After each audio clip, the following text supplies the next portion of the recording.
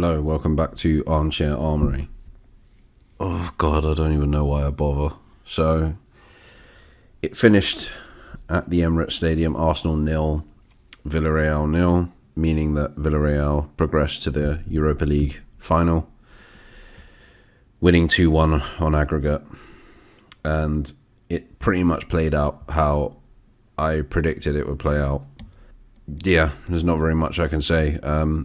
First half, I mean, I'll start with the lineup. I'll try my best to get through this, but yeah, right now it's difficult. I'm devastated. I kind of feel like how I felt when we got knocked out by Atletico Madrid in Wenger's last season, and when we lost the final in 2019.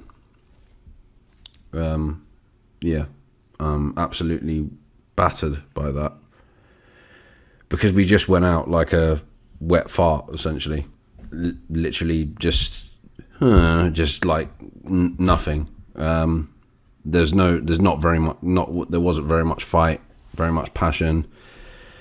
It just felt like the players were scared pretty much throughout the entire game. I think there was like a 15-minute spell in the second half where we tried to create something. There were chances. Aubameyang hit the post twice. Rob Holding had a header go over the bar. Pepe had a glancing shot go wide.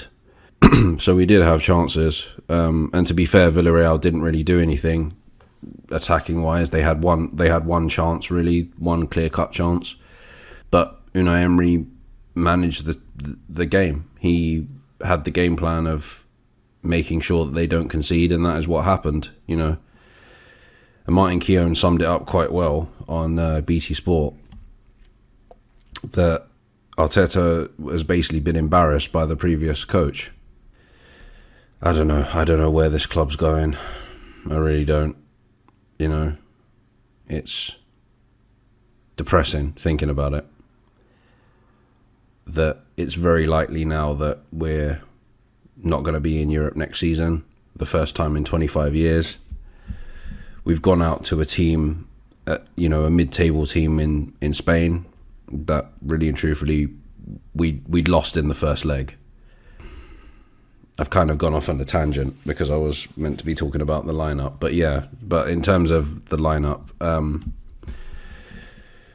it was a 4-1-4-1 with Thomas Partey on his own in midfield, which obviously was going to be difficult. Granit Xhaka, I think, was supposed to play.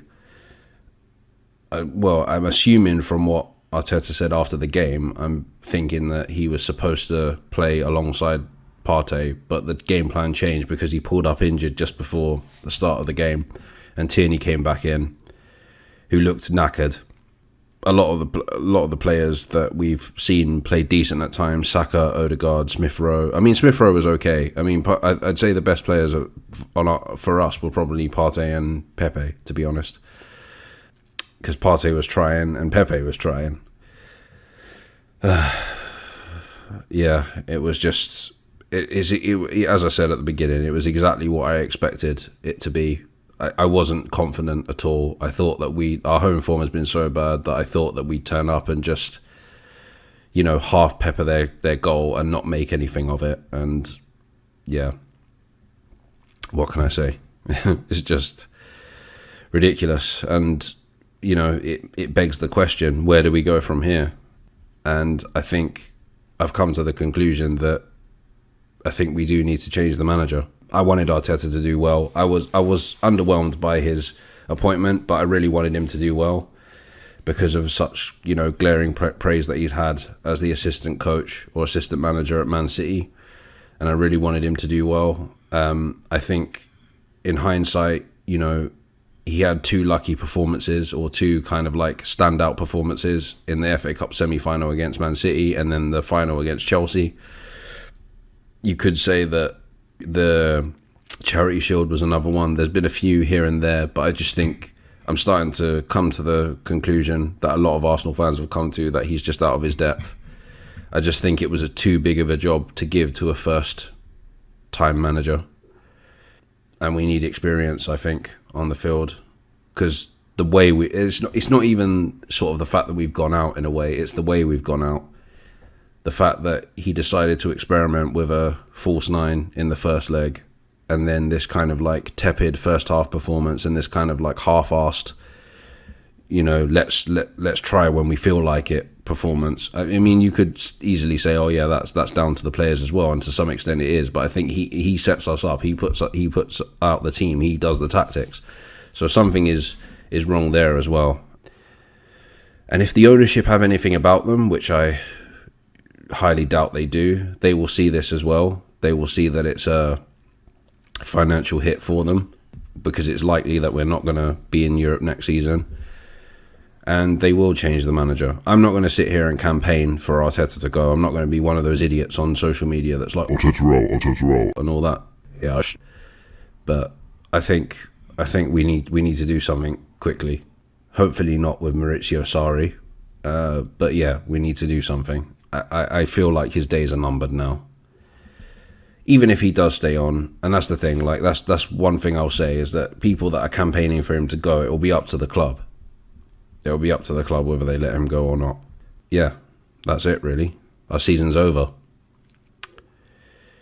Congratulations to Villareal and Unai Emery. Congratulations to Manchester United on winning the Europa League, because they probably will completely smoke Villarreal on the 26th of May. We've got an All-English Champions League final as well. It was funny because my wife said before the game that all the English teams will go through apart from Arsenal. So even she knows. But yeah, it's so depressing. Anyway, I'm not going to do any player ratings because I can't be bothered. Life's too short. I suppose there'll be a preview for West Brom on Saturday before the game on Sunday. But I'm really not sure I'm going to have the energy for it. We got Chelsea coming soon as well. But yeah, as I just said a few moments ago, if the club ownership have anything about them, they will change the manager, because it's not working. The process is not working. It was a big risk to bring in someone that's never managed before into a poison chalice job like Arsenal. And he had a bit of luck along the way with the FA Cup and a few of the kind of performances against the top six in the Premier League. Other than that, it's been too inconsistent or below average at best. And we probably will on Sunday beat West Brom.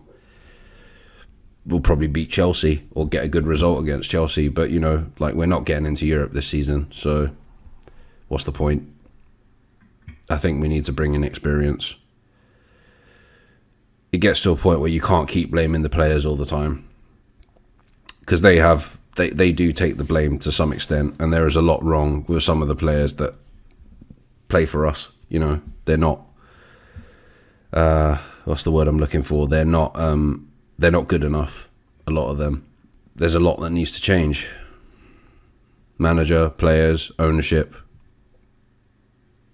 But then again, at the same time, will it change anything if KSE is still here?